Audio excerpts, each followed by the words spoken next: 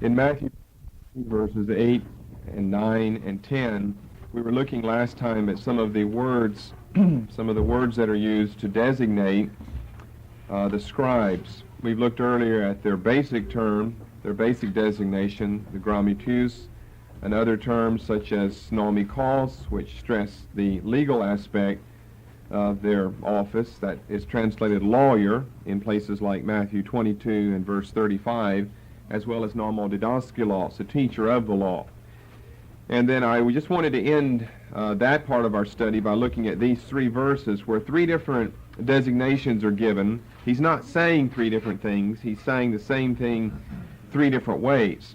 Them being called rabbi, them being called pater, father. In verse 10, them being called kathegetes, better translated teacher. And we saw with the term rabbi, which is what we ended on, that the KJV is inconsistent in their use of this term. About half the time they simply transliterate it from the Greek, from the Hebrew, as rabbi. They leave it as rabbi, like they do here in Matthew 23:8. And be not ye called rabbi. And then the other half of the time they translate it as master, M-A-S-T-E-R. They translate it as master. That's not it in the second part of the 8th verse or down in verse 10. Those are some other terms we'll mention here in a moment. But master is really not the best translation. Teacher would be a better one. It's on its way, I said last time, to becoming an official designation, an inflated title of pride. And so I think it's best in the New Testament to leave it as rabbi, to leave it in its transliterated state rather than translating it as teacher. And then we saw down in verse 10, the third title here, pater, father, was the one in verse 9. And the third one down in verse 10, neither be ye called kathegetes, is the Greek, which means teacher, master, better translated teacher, though, teacher and not master. So we can see by that he's not saying different sayings here, but the same thing in several different ways to stress the point. Because what we have translated in verse 8 would be ye not called teacher. Verse 10, neither be ye called teacher. Well, he's just using different terms to stress the same thing. So teacher, rabbi, master, and even father in verse 9 would have some type of meaning of one who is over other people religiously. One who's over others religiously. Now what I want to do is deal with this term master, since that is kind of a problem. It keeps popping up in the KJV. But before I do that, let me just comment on the meaning of the passage here in Matthew 23, 8, 9, and 10. We know that some religious groups insist on certain designations being given to leaders, and the leaders, if they fit the designation, have to be called that. I guess what stands out in our mind maybe is the Roman Catholic Church in verse 9 calling priest father, or the Pope the Holy Father, and things like that. Well, he's not saying that you can never use a title to call someone by. By the way, remember, he's not talking about the people who would do the calling. He's not talking to the people who would use these terms. He's talking to the people about whom the terms would be used. And there's a subtle difference there. Maybe you don't see it, but there is a subtle difference. If he were talking to those who would be using the terms and he said don't use them, then he would mean don't use them. He's talking not to those who would use the term, but to those concerning whom the terms would be used. All right? And so the distinction is this: what he's trying to contradict or counteract here is the pride that these scribes and Pharisees of verse 2, and really any person in some religious office, would be inclined toward in insisting that he be called a certain name. I mean, after all, let's remember that in Ephesians 4:11, we don't have any rabbis or masters or fathers, but we do have teachers there in Ephesians 4:11. We don't have apostles here in Matthew 23, but Paul does go around not only having others call him that, but calling himself that. The Apostle Paul, the Apostle Paul, the Apostle Paul. And it doesn't seem to be anything wrong with that. So I don't think it's just in other words, I would fear lest we be too literal on this and say, now it'd be a sin to ever call, well then what about Paul, calling himself the Apostle Paul? I just think he's trying to counteract a trend here, a trend toward pride.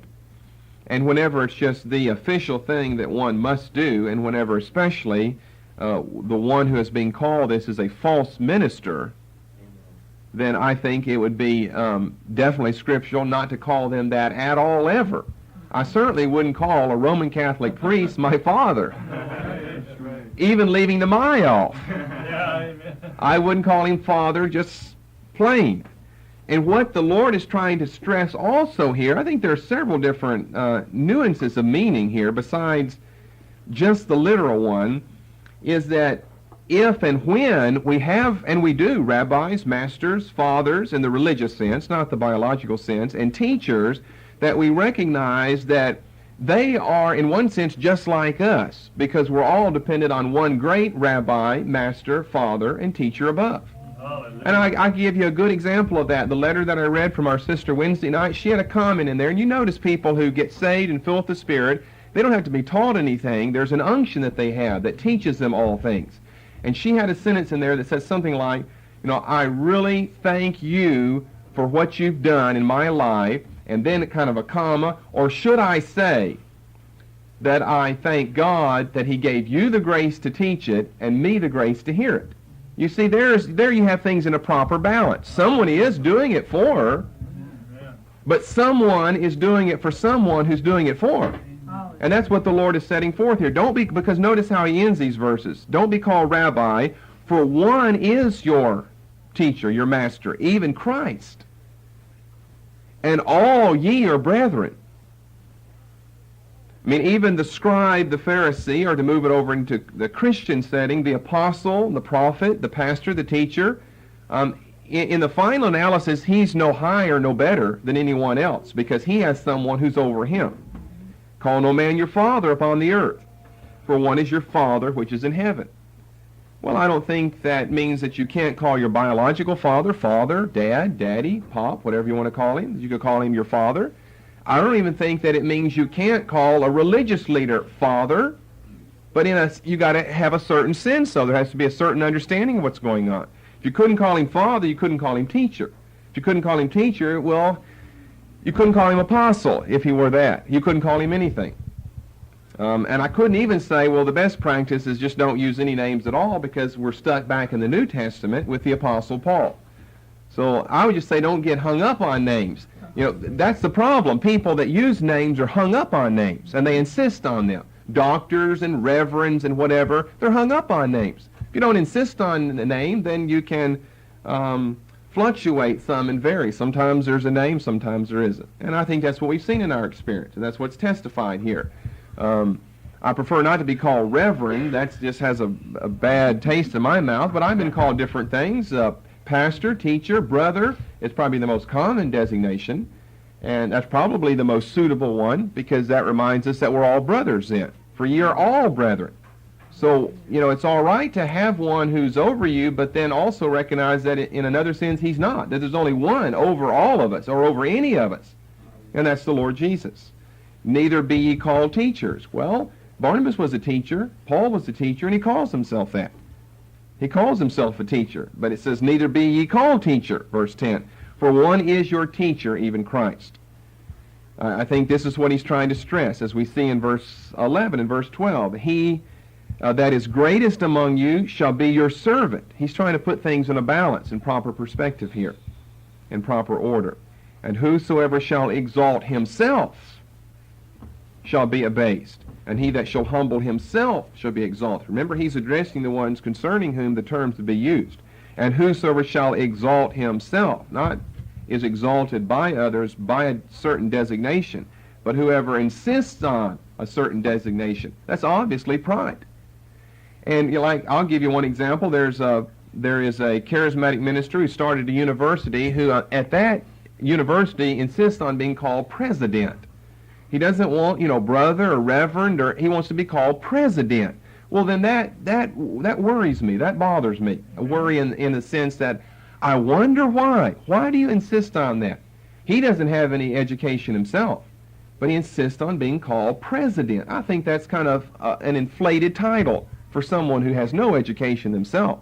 And be called president of a university, you're a founder of it. I guess they could call you founder, but, you know, founder is too close to flounder, so you wouldn't want to be named that. You like that president.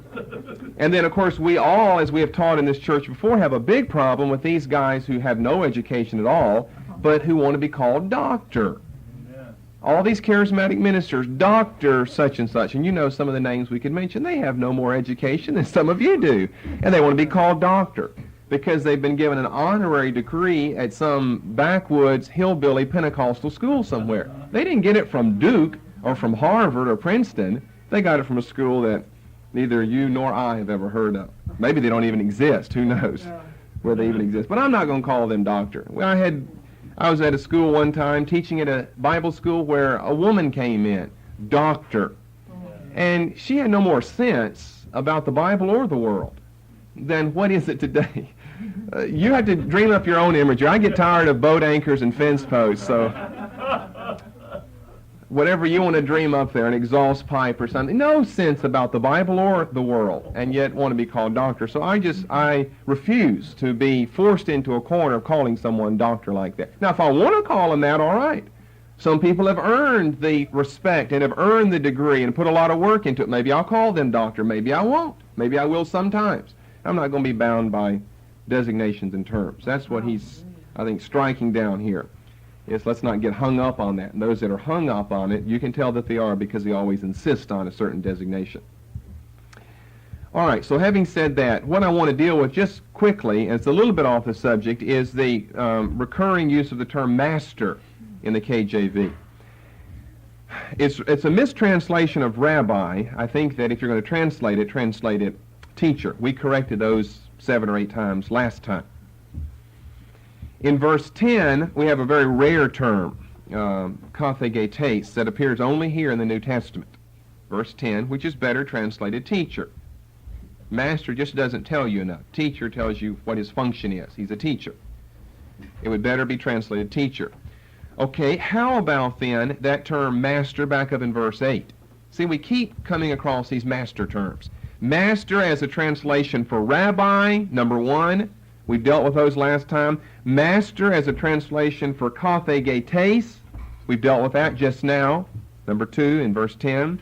Master, number 3, as a translation for, we'll give you the term here in a moment, in verse 8. So we've got 3 different occasions where master pops up, and I don't think any of them are really legitimate. I think the KJV men missed the nuance of the term. Missed the nuance of the 3 terms. We have 3 different Greek words.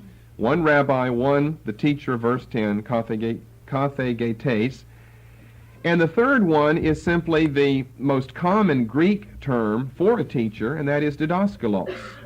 That appears more often than rabbi and kathegetes put together. Didaskalos.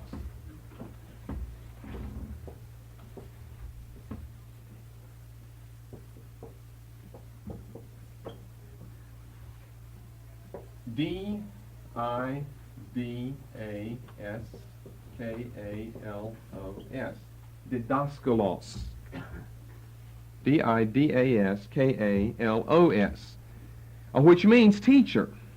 You're familiar with this writing in early church history. The what? D-I-D? The Didache.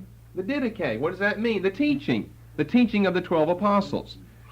That's the term for teaching in Greek. That's what you're going to find in the New Testament. You have the one who does the teaching, the teacher, as didaskalos. Remember we looked earlier at nomo didaskalos, a teacher of the law. So the didache is the teaching of the 12 apostles. Sometimes you have the whole term, the teaching of the 12 apostles. Sometimes you just have the teaching. It's called, or sometimes you just have the didache. So that comes from a Greek word that means teaching. It's the word that's often translated doctrine in the New Testament, like in Romans 6:17, that you've obeyed from the heart that form of didache, that form of doctrine, that form of teaching which was delivered to you, Romans 6:17. So didaskalos doesn't mean master, it means teacher. And didaskalos is the Greek word behind the term master in Matthew 23:8. It appears 58 times in the New Testament and is generally translated in the KJV as master, and it should be translated as teacher. Let's look at some of these references.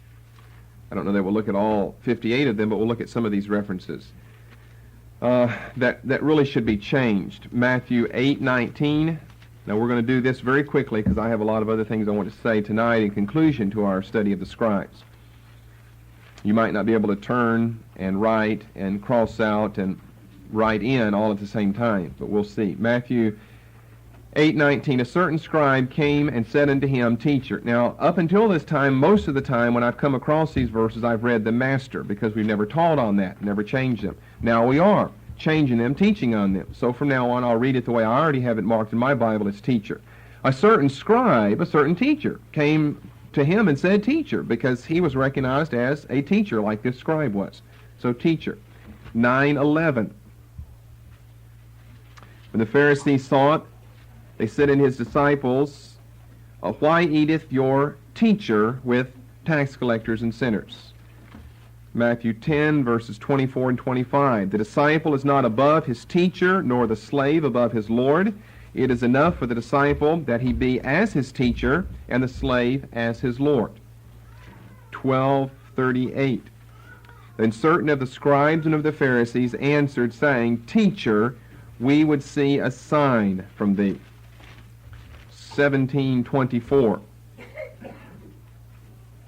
They came to Peter and said, Doth not your teacher pay the didatkon, the tribute? And he said, Yes. 19:16. And behold, one came and said to him, Good teacher, what good thing shall I do that I may have eternal life? 22:16. They sent out unto him their disciples from the Herodians, saying, Teacher. And verse 24, saying, Teacher. And 36, Teacher, which is the great commandment of the law. Matthew 26:18. Go into the city to such a man, and say unto him, The teacher saith, My time is at hand, I will keep the Passover at thy house with my disciples. Then we make an exit from Matthew's Gospel over into Mark, chapter 4, the first time, and verse 38. He is asleep in the ship on the sea when a storm comes up, and they said, Teacher, carest thou not that we perish? In chapter 5 and verse 35. Why troublest thou the teacher any further? Mark 9:17. One of the multitude answered and said, Teacher, I brought unto thee my son, which hath a dumb spirit. In verse 38, John answered him, saying, Teacher. Chapter 10:17, one comes running and kneeled to him and asked him, Good teacher. Verse 20, and he answered and said unto him, Teacher. Verse 35, and James, John, the sons of Zebedee, came unto him, saying, Teacher. In chapter 12, and verse 14, Teacher. And verse 19, and verse 32. Those pages were really turning. They're slowing down now. I don't feel the breeze up here anymore. The rabbit has left the greyhounds. Chapter 13 and verse 1. 14:14. And then making our exit over into Luke's Gospel, chapter 2 and verse 46. We've looked at this before. Here it's one of those times where it's not translated as master, but doctor. Doctor. It's the term for teacher, though. But as we said in that message, doctor in the sense of an academic degree, like a lot of professors have. Doctors. They're teachers. They're doctors, not medical doctors, a doctorate in theology or philosophy. Luke 3:12, 6:40, 7:40. I haven't double-checked all of these. I hope I'm giving you all the right verses.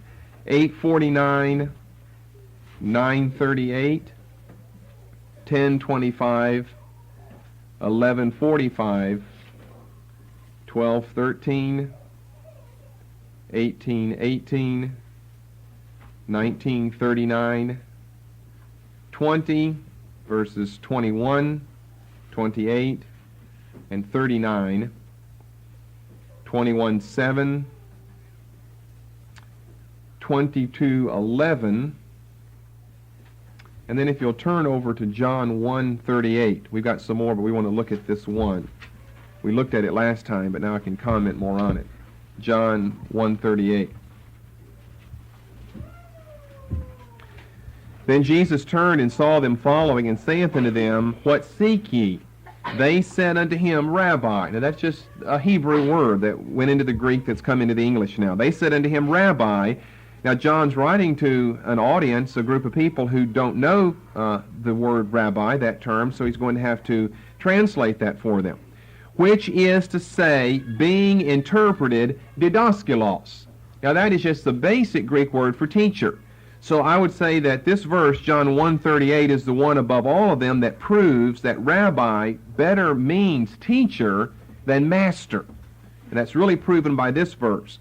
Because rabbi can mean either master or teacher. But we know what didaskalos means. It means teacher, not master, one who teaches. It means teacher, all right? If you interpret or translate rabbi with the Greek word didaskalos, which means teacher, that's what rabbi means, teacher as well.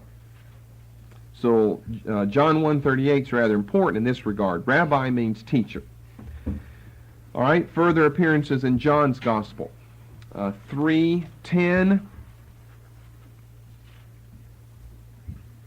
You may want to look at verse 2. Now this isn't didaskalos, but just look at verse 2 along with this. There was a man of the Pharisees named Nicodemus, a ruler of the Jews. The same came to Jesus by night and said unto him, Teacher, we know that thou art a teacher, come from God. All right, now you're going to have didaskalos translated the right way, a teacher, because if they were to translate, we know that thou art a master, come from God, that would make no sense here. Master makes better sense, in the vocative, addressing someone. But we know that you are a master, that wouldn't make any sense. So they translated it right this time, and they do other places. Here as teacher. Rabbi, what he said is, teacher, we know that thou art a teacher. But we wouldn't translate it like that into English, because rabbi is on its way to becoming an official title, an official technical title. So you leave that rabbi. Rabbi, that's just kind of like an address without thinking what you mean by that. Rabbi, we know that thou art a rabbi. Well, it's not the rabbi term, it's the Greek word didaskalos. We know that thou art a teacher come from God. And this is an interesting verse in John's Gospel. When you read these things real carefully, they prove things to you. We know that you're a teacher. How do we know that? Because no man can do these mighty miracles.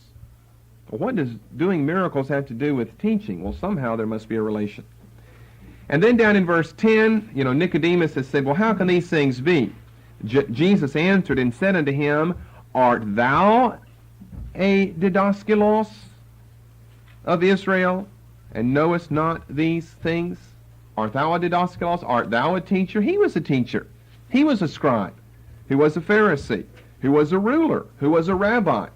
Who was a nomikos. Who was a normal didaskalos. Who was pater. Who was kathegetes. He was all of these. A scribe, as we're studying them, to keep it easy. But here the Greek is teacher. Art thou a teacher? He was a teacher in Israel. One who had that function and responsibility. All right, furthermore, chapter 8 and verse 4, 11:28, 13, verses 13 and 14, chapter 20 and verse 16. Now, I said that didaskalos appears 58 times. That certainly isn't, it may have felt like it, but it isn't. 58 references there. Notice they're all in the Gospel, the four Gospels. Whenever you get outside of that, then they go back to translating it the one way they do over here in John 3 as teacher. That's the term over in Ephesians 4:11 that he gave pastors and teachers, didaskaloi. He gave teachers. They translate it teacher elsewhere. I think when it's in the vocative, which means in the Greek an address, a direct address here, like Mr., Sir, John, when you're addressing someone, Master, they felt that master would be better than teacher. But there is one time, however, a very notable one outside of the four Gospels, where didaskalos, where they revert, the KJV men revert back to master. and that is over in James chapter 3 and verse 1. James 3:1. And I don't really know why, but here's one time, the only time that I'm aware of, where the KJV translators go back to their original translation for didaskalos, which is masters. My brethren, be not many teachers, knowing that we shall receive the greater condemnation. We know he's talking about teaching because the whole chapter is about the tongue. Now, how would that fit in for a master? A master is just someone who rules, not necessarily someone who talks. A teacher is definitely someone who talks. James 3:1. And I'm sure we've said that somewhere over the years in this church, that the translation is better teachers and not masters there. Now you see it fitting in the context. Now, don't get pen happy and find every master in the KJV and mark it out. Because the other appearances, the ones I haven't just given you, that's why I tried to give all of them that I know of anyway, the other appearances of master in the KJV are basically fine. They should be left as master and not stricken out and have teachers substituted for that, because they come from several other different Greek words. There are other Greek words that are translated master. Didaskalos is the one they got pen happy on in translating it as master, the KJV men. But I'm just saying, don't you get pen happy and think because I said master is wrong on these occasions, it's wrong necessarily on every occasion. For instance, rather than rabbi or didaskalos, Luke generally has the disciples calling Christ epistates, which means master.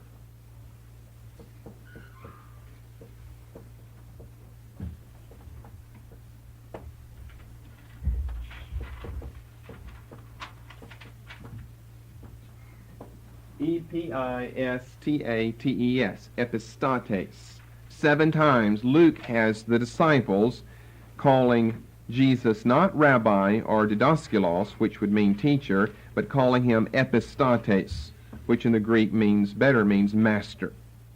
7 times Luke uses this term, epistates. I won't give you all those, I just say they go from Luke 5:5, that's the first time, to Luke 17:13. That's the 7th time. We don't really need to go over all of those. But I'll just read the first one as an example. Luke 5:5 through Luke 17:13. You'll find 7 times. Epistates, master. Simon answering said unto him, Master, we have toiled all night and have taken nothing. Nevertheless, at thy word I will let down the net. Epistates. This is master. And you should just leave that as master. Okay, do you have any questions on all of those terms? Well, if not, I want to wrap up our study on the scribes tonight, right now, by looking at some verses we've looked at before and some that we haven't, by covering them in a few statements. I've got 5 statements I want to make in summing up tonight our discussion of the scribes. Number 1, the scribes were found primarily, this is a statement on location. Where are the scribes, or where were they? The scribes were found primarily in Judea, primarily in Jerusalem. Primarily, I say. But the New Testament, as well as other Jewish literature, also teach us that they came from Galilee, as well as from throughout the dispersion. Our proof text for that is Luke 5:17. That is a verse we've used before, but I didn't say what I'm saying now with that verse. Luke 5:17. Scribes were found primarily in Judea, primarily in Jerusalem in Judea, but they also came from throughout the rest of the land of Israel and throughout the dispersion. It came to pass on a certain day, as Jesus was teaching, that there were Pharisees and teachers of the law, nomodidaskalos, sitting by, which were come out of every town of Galilee. Well, there were a lot of scribes in Galilee, evidently. Out of every town of Galilee and Judea and Jerusalem. And remember that it was the Babylonian scribes who gave us the great Jewish Talmud. Now, there were some Palestinian ones, but they gave us a less important Talmud. The great important Talmud of the Jews came by the pen of the Babylonian scribes of the dispersion, in other words. So the scribes are found throughout the world, although They concentrate themselves in Jerusalem. Number two, most of the scribes were of the religious party known as the Pharisees. Matthew 22, 34 and 35. Most of the scribes came from the religious party, or they were affiliated. They were members of the Jewish religious party known as the Pharisees. Scribes, that wasn't a religious party, that was an occupation. You were a teacher of the law. You belonged to a certain party. What party was that? Well, they belonged to the Pharisees. That's Matthew 22, 34 and 35. Here we've got the case, we read this earlier, where the Pharisees, having heard that he had put the Sadducees to silence, gathered themselves together, and then one of them being a lawyer, a nomikos, which is synonymous with scribe, a scribe who was a Pharisee. To give you a modern day parallel, we could speak of someone being a doctor, Dr. Jones. Well, doctor isn't a religious party, that's an occupation. He's probably a teacher in a seminary. I mean that type of doctor. Dr. Jones, the Presbyterian. Dr. Jones, the Baptist. That's the same as saying scribe, whomever, scribe Matthew, the Pharisee. A scribe, that is the designation of your occupation. And then the term that follows, Pharisee, is your religious affiliation. So most of the scribes were a part of the Pharisees, but the two are not synonymous. For the continuation of this message,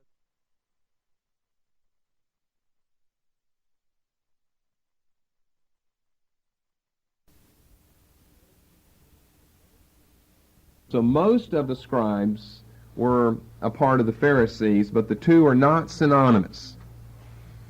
Only in Matthew's Gospel do we habitually find double articles with Pharisees and scribes, such as in chapter 23 and verse 2.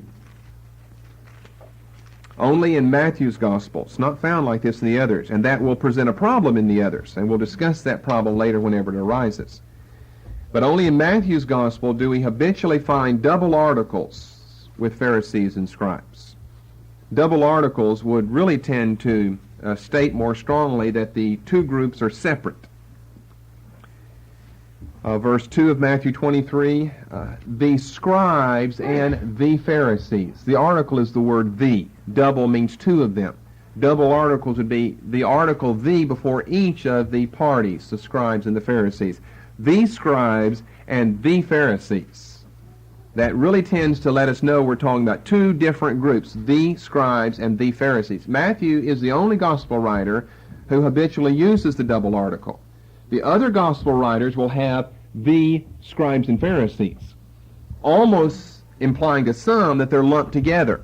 And so critical scholars have jumped on that and have said, well, see, Luke, Mark, they didn't understand, that's a forgery, that's a false, spurious document, because they show their misunderstanding and their lack of acquaintance with Jewish history by confusing the two groups, thinking that they're one and the same. But there's a way we can get around that, and we'll do that for you later. Still under second point, the Sadducees also had their scribes. This isn't a very well-known fact. We'll give you more text for this later, but that is implied in Acts 23:9. We'll look at that text under another connection. We look at the Pharisees and Sadducees. The Sadducees also had their scribes. That's implied in Acts 23:9. But they were not nearly as numerous or as powerful, that is, as important. And scribes could come along not being a part of either group. You could just be a scribe. All scribe means, and remember this, is he's a teacher of the law. He doesn't have to join some religious group to be a teacher of the law. Most of them did, because what they taught was the law. Well, that's something religious. Well, go ahead and join a religious group then. There were scribes. We don't have any records in the New Testament of them, but there were scribes who came along who didn't join either of the parties, either Pharisees or Sadducees, but they still were scribes. But most of the scribes were also a part of the Pharisaic party. Number 3, in the first century, the scribes held tremendous sway over the people. And they held this by their expert knowledge of the law and oral tradition. Now, that doesn't mean that the people followed everything they had to say, but you know how even the common American is today. He just looks up to someone who's got some education. You know, they have an inordinate respect for them, thinking their education has probably done wonders for them. It probably has done wonders for them, quote unquote. But that's just typical of common man. It's typical of common man who doesn't have education, because all he knows is that some great mysterious realm, higher education, the scribes. So it doesn't mean that you're going to follow everything, but you kind of look up to them and you kind of feel intimidated around them. And the people certainly did. The scribes held tremendous sway over the people because they just were experts in all these technical matters. They knew the law well. They could quote so much of it.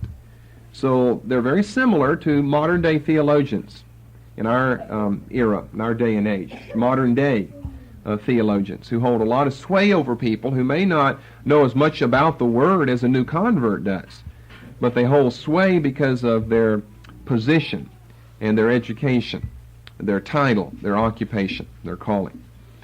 They demanded, the scribes, honor and respect on the highest level from all the people, even above one's own parents. They demanded honor and respect on the highest level from all the people. And they generally got it, at least in their presence, because they were experts in the law and oral tradition. Here are a couple of quotes from the Talmud concerning the scribes.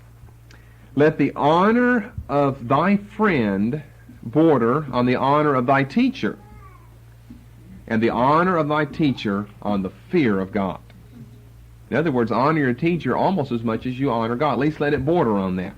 Let the honor of thy friend border on the honor of thy teacher, and the honor of thy teacher on the fear of God.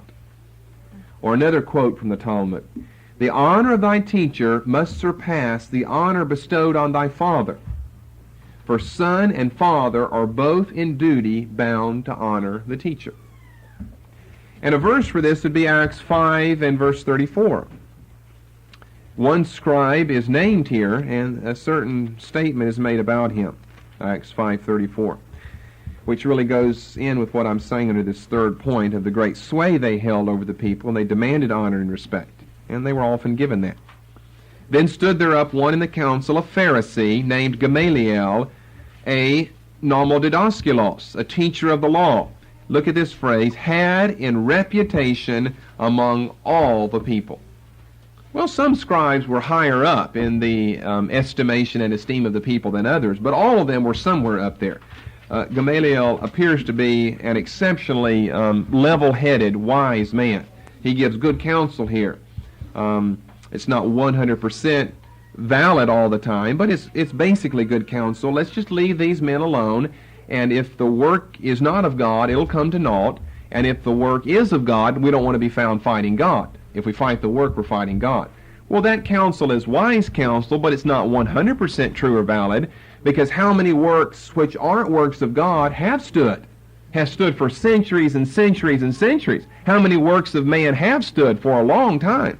So that's basically good counsel. If this is not a work of God, it'll come to naught. That's basically good, but that's not 100% reliable. There are too many works and deeds that have been done that are deeds of men that have stood a long, long time.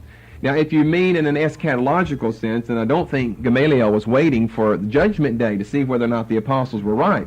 He just felt that if they're not right, as he gives these examples in 36 and 37, this whole movement will just pass away as most new fads do.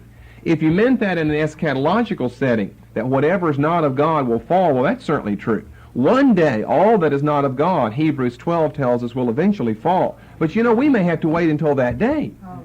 There's no guarantee that all these works of men are going to fall in the here and the now. So I'm just saying that Gamaliel's counsel that a lot of people have just quoted as though it's scriptural, is scriptural in the sense that it's found in the Bible, but that doesn't mean that it has all of biblical authority behind it. That's like, quoting some lying statement that a false prophet made. That may be a scriptural quotation, but it may be a false prophecy, though. So he says in 38, refrain from these men and let them alone, for if this counsel or this work be of men, it will come to naught. he lists the counsel and plans of Theudas and Judas of Galilee in 36 and 37, and it came to naught. But that's not always reliable. Because how about their own counsel and their own work of the scribes? That's been standing for a long time. He didn't think of that. Of course, he would have felt that was of God. But if it be of God, ye cannot overthrow it, lest haply ye be found even to fight against God. Now, I think maybe Luke is recording that more for the benefit of the smiles on the faces of the readers of the book of Acts than he is to say, now this is really valid proverbial wisdom and literature here. Because we read this little statement, if this counsel or this work be of men, it will come to naught. Anyone reading the book of Acts just kind of has to laugh. You know, Gamaliel and company have long ago passed away. And the work of the apostles is still being done 2,000 years later. Amen. So it's kind of like, what do you mean if this counsel or work be of men? And if it be of God, ye cannot overthrow it, lest haply be found to fight even against God. Well, that's exactly what they went on to do, was to fight against God. So it's kind of a tongue-in-cheek statement, I think. Still under the third point, theirs was a very prideful, boastful profession. Now it takes us back to the Matthew 23 verses. It was a prideful and boastful profession. And that is the same today for most people in this type of situation or setting, this type of position. It's a very prideful and boastful type of thing, because being able to do something is one thing, but having knowledge, having secret esoteric knowledge, having extensive knowledge, like your professors, whether it's in religion or in some secular field or secular school out there, they are held in great esteem among the people. You know, and the people who can do things are not worshipped. They're not the final authorities as those who know things. And I think it encourages pride in a lot of those people, in most of those people. My experience with professors in religious and non-religious schools is that it encourages pride. A lot of wisdom, a lot of knowledge, a lot of training and education encourages pride. And I think they would be few and far between, those professors, those doctors who have fallen into this at some time or another. I had one, I'll never forget him, he was a particular one anyway, in seminary, who was just as meek as a lamb. And he had a doctor's degree from Notre Dame. He was well trained in philosophy and Roman Catholic and Protestant philosophy. But he was just as meek as a lamb. You know, you'd ask him a question and say, well, I don't know that I know the answer to that. And I didn't have professors who would say that, because you're paid to know answers. You're paid to give people answers. You're not paid to stand up there and say, hey, I'm just like the rest of you. Well, they just hire a student then to take that chair. You're paid to know the answer and to give it. And he would just say, I don't guess I know the answer to that. And as a result of that, we became somewhat friends. We at least would eat together in the cafeteria, myself and this professor, because I liked him. I like someone who's honest enough, because I know this is true of all human beings, whether they'll admit it or not, who's honest enough to say, I don't have all the wisdom of the ages. Few people admit that. But it's someone who will, you know, I'm blessed by that. Or you would ask him a question, he'd say, well, what do you think the answer is? You know, put the responsibility back on you instead of, well, I've got all the authority and all the answers, so you come to me. He'd say, well, think about that on your own. What do you think about that? Your answer is as good as mine. Now, if you gave a wrong one, he'd correct you then. Or if you misquoted something from history or gave the wrong date, he would correct you. But he was an exception. Matthew 23, verses 6 to 12. We'll give you that whole section there. Matthew 23, verses 6 to 12. Mark 12, 38 to 40. These are the passages that talk about them loving greetings in the synagogues, and they wear long robes and all of this stuff. If that's not pride, I don't know what it is. You say, well, that's judging someone. Well, that's exactly what it is. But they deserve to be judged who wear long robes and insist on being greeted. In Luke 20, this says the same as Mark, Luke 20, 45 to 47.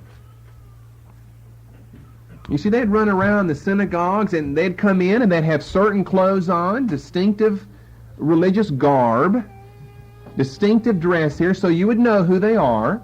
And they didn't just want to come in like a nondescript, anonymous John Doe and not be greeted or worshipped by the people and just come in and sit down. They wanted to come in, and people say, oh, there's the scribe, scribe, scribe, and bow, Father, Pater, Master, Nomodidaskalos, Nomikos, Grammatus, and bow before them and greet them. And you know, a lot of people are like that. If they walk in, no one says hello to them. Well, even the people who don't deserve anyone saying hello to them, they get their feelings hurt. They're offended. Well, no one talked to me. I've called them before crybabies in the church. Well, the pastor didn't stand at the door and shake my hand, or no one greeted me. Well, so what? Who cares whether anyone greeted you or not? That's what you come to a social or a religious setting for, is to be greeted by people. You got a screw loose in your mind. You're sick in your mind, sick with ego and pride. Amen. If the reason you come is so someone will notice you or notice what you have on, comment on your dress or your hair or something, that's a sick person. That's exactly what the scribes were like. And so notice what Jesus said. I'm in Luke 20 and verse 45. Then in the audience of all the people, he wanted them to hear what he was saying to his own 12. He said, beware of the scribes. Beware of them. Now, what is the modern day equivalent? I've already proven this to you, of a scribe, a theologian, a biblical scholar. All right, God's word then is still God's word today. Beware of biblical scholars. That's what the Lord said. Beware. Now, if you don't like that, then, or they, whoever it is that would take offense, then get out of the scribal profession then. Because you put yourself under the sights of the Christian gun. You put yourself there. Beware of biblical scholars. In a formal setting with all this advanced, overly artificial and technical knowledge and these inflated titles of pride, Jesus said beware of them. Because who's Jesus? A carpenter from Nazareth who travels around, no schooling, no training, no recognition, who didn't even have a place to lay his head. Biblical scholars ought to emulate that. Beware of the scribes which desire to walk in long robes, because people notice them, distinctive religious garb. I think that in general practice, the Bible disapproves, the Bible frowns on religious garb, distinctive religious garb, because of all the problems it produces. And why people in the church don't see that, they don't know that, they don't realize that, I can't understand that. I understood that from way back when I first got saved and baptized in the Spirit. Right. Of all these garbs, flowing robes. I came from a liturgical church, they wore garbs. You never saw them like that when they were out, shooting the bull or playing a little hoop or something. They'd come out there and do that, or any other place, but when they got behind the podium, you wouldn't see them teaching Sunday school and that. They put on these big robes and all these collars every which way. And then you go up the ladder and you got crowns and scepters and thrones and things. And God hates that. God disapproves. The New Testament frowns on that type of behavior. And which love greetings in the markets. Love greetings, they don't want to fail to be noticed by the people. That's pride. And the highest seats in the synagogues.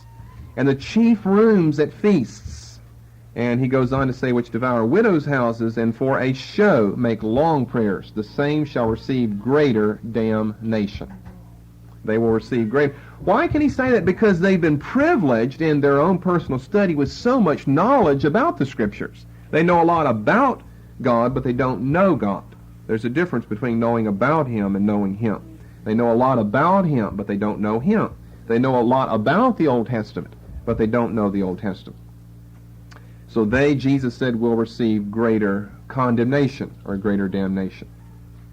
That's a very weighty passage. I'm not just wasting time on that. That really should strike fear into people's hearts when they see that. The Lord said that of the biblical scholars of His day. They will receive greater damnation. And He has said the same in principle elsewhere when He said that to whom much is given, much is required. Biblical scholars who've spent a lifetime studying the Bible should be just so far beyond you, because they just have immersed themselves in the technical study of the languages of the Bible and the Bible that you wouldn't even ever catch up with them. But of course the sad fact of the matter is they aren't even where you are today in your Christian walk. And God's going to require it of them. They're going to receive the greater condemnation. That's the Lord's words, not mine. Then number 4, a fourth point I'd like to make, their expert knowledge of the Bible was, of course, nothing but a perversion of it. That's according to Luke 11:45 to 52. Their expert knowledge of the Bible was nothing but a perversion of it. They didn't really have expert knowledge. Expert knowledge is great to have. Hey, that's what we're striving after, is expert knowledge. But expert knowledge as they had it, as I said last time, was an overly artificial type rearrangement and study of the Bible. That's exactly what you see in circles of modern scholarship in the Christian world today. That is precisely what you see. Overly technical, overly artificial. And these statements that I'm making along this line aren't born out of some lack of education of my own. They're born out of the teachings of Scripture itself. The Word of God teaches this, that they knew a lot about, but they had perverted it with all their oral commandments and all their oral laws. It was an overly artificial and overly technical knowledge of things related to the Old Testament, and they didn't know the heart and the spirit of the Bible. Much of their teaching was based, as you know, on their own oral tradition. Luke 11 sets some of those forth at the end of that chapter. Much of it was based on earlier case decisions which other rabbis had decided when questions had been raised. And whenever a lot is based on someone else's earlier case decisions in a court of law, I think in effect it renders their teaching little more than a balloon inflated with hot air. And some of the people were wise enough to catch this. And as a result, we have verses like the last two in Matthew 7. The Sermon on the Mount, it's not a part of the sermon, but it's a conclusion to that. Matthew 7, 28 and 29. Jesus taught with authority, and the people respected him because they could tell that what he said he lived, and his doctrine was original, quote unquote. He wasn't leaning on someone else. Came to pass when Jesus had ended these sayings, the people were astonished at his didache, his teaching, for he taught them as one having authority, and not as the scribes. You see, the scribes in one sense held sway over the people, but in another sense, at least some of the people were free from this sway, because they recognized the hypocrisy and the second-hand nature of the teaching of the scribes. And they came to resent the scribes for that. I mean, the common man, all he'd have to do is read the Old Testament and then listen to a local synagogal lecture by a scribe, and he could say, wait a minute, where's that in the Bible? That's all he'd have to do is know his Old Testament and say, where's that in God's Word? That's not in the Bible. And it wouldn't take too long before he'd start adding one and one and getting twos in his life. And he'd find out, well, the scribes know less about the Bible than I know, because what they do know are their own additions to the Word. So Jesus and his form of teaching, specifically his authority, is contrasted with the scribes. They didn't have it. And then number 5, since the scribes were lawyers, remember they were also nomikoi, they were lawyers, nomikos.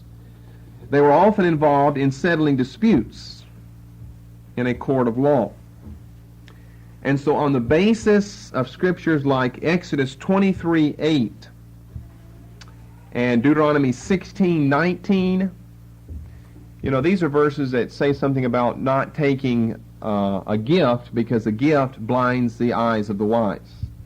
It perverts justice. Exodus 23:8 and Deuteronomy 16:19. On the basis of passages like those, the Mishnah said, and I quote, if anyone, speaking of scribes, if anyone accepts pay for rendering judgment, his judgment is null and void. It's a very wise law there. It's based on Exodus 23:8 and Deuteronomy 16:19. If anyone accepts pay for rendering judgment, his judgment is null and void.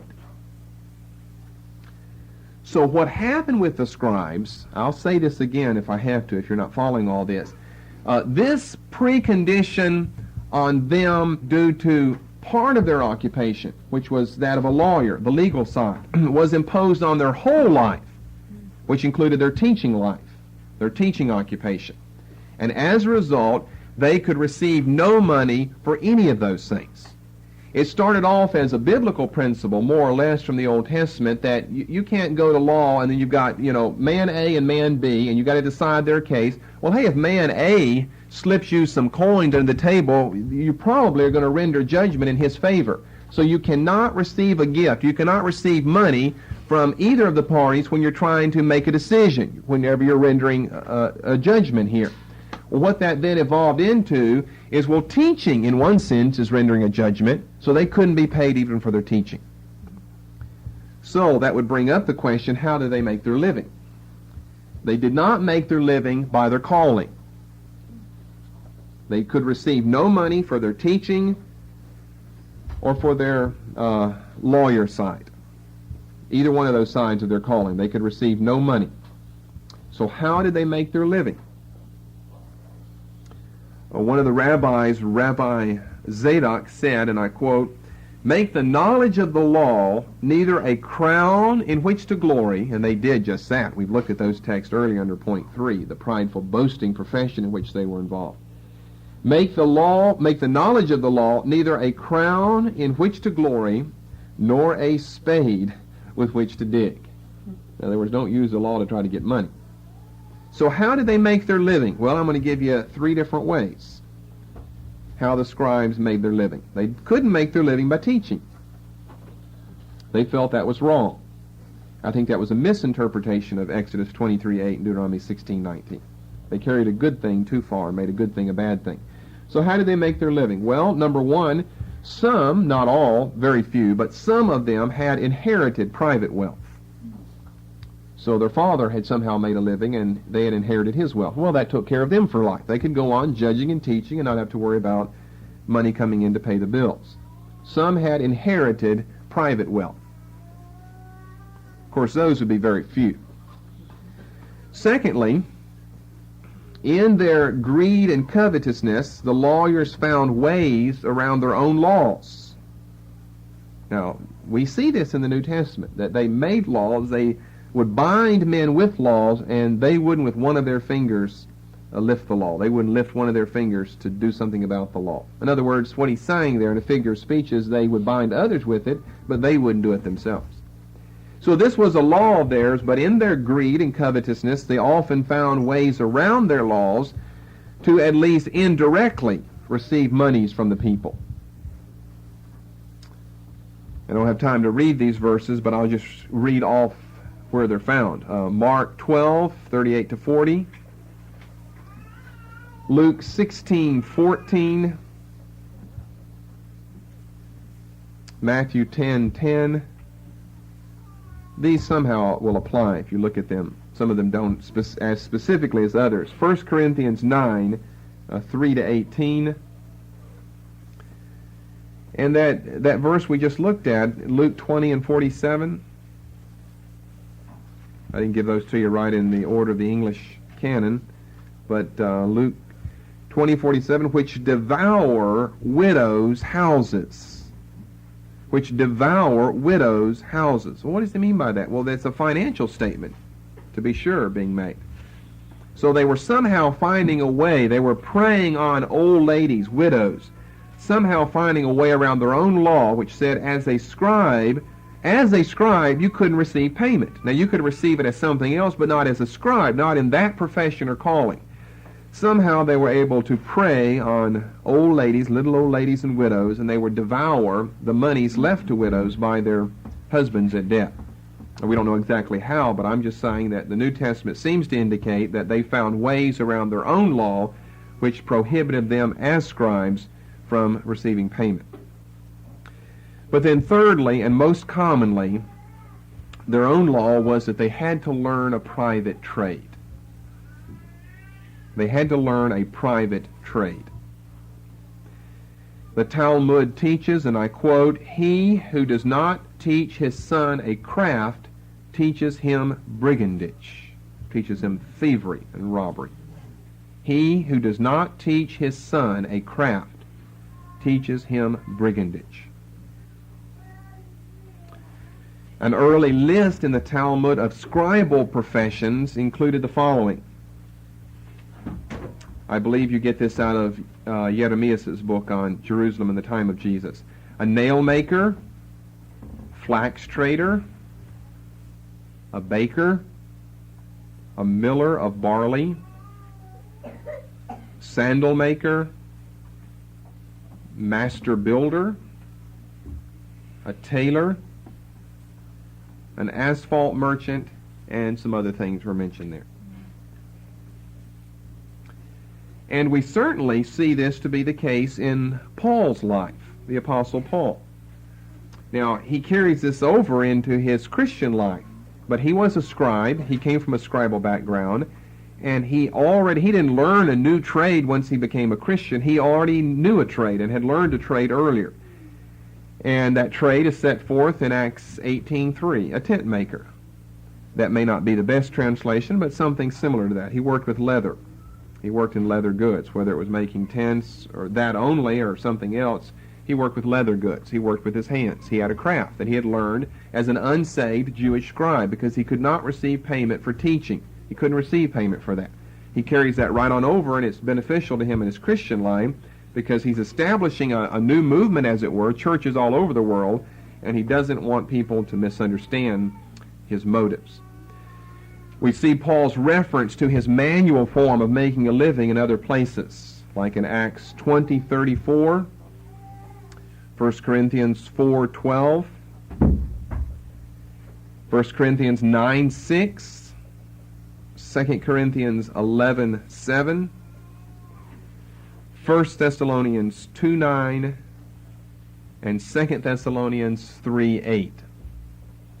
You say, what are those verses? Those are references to Paul making a living by a manual trade, that he made his money by applying a manual trade. And that's what the Talmud had taught for a Jewish scribe. So that is how most of them evidently made most of their living. They learned a private trade. So in order to really be a scribe and to be able to teach the law, you had to have something in addition to that. You had to have another type of profession. You made your money by that, and you taught on the side. Now, just a few statements in conclusion here tonight. These are just some summing up things. Scribes may have been in on the origin of the synagogue and its services. That would make a lot of sense because of their calling. They were an important part of the Sanhedrin, according to Matthew 16:21 and Matthew 26:3. We know that they were the recognized theologians of the day, and they frequently clashed with Jesus in his teaching. They were instrumental in his crucifixion, according to Mark 14:43 and Mark 15:1. They persecuted his apostles, Acts 4:5. They persecuted his church in the person of Stephen, Acts 6:12. But the word may have even gotten through to a few of these. Matthew 8:19, a scribe comes to him wanting to follow him. Finally, they were the successors to the prophets. We'll start next week's teaching with this statement. They were the successors to the prophets as the authoritative voice of God.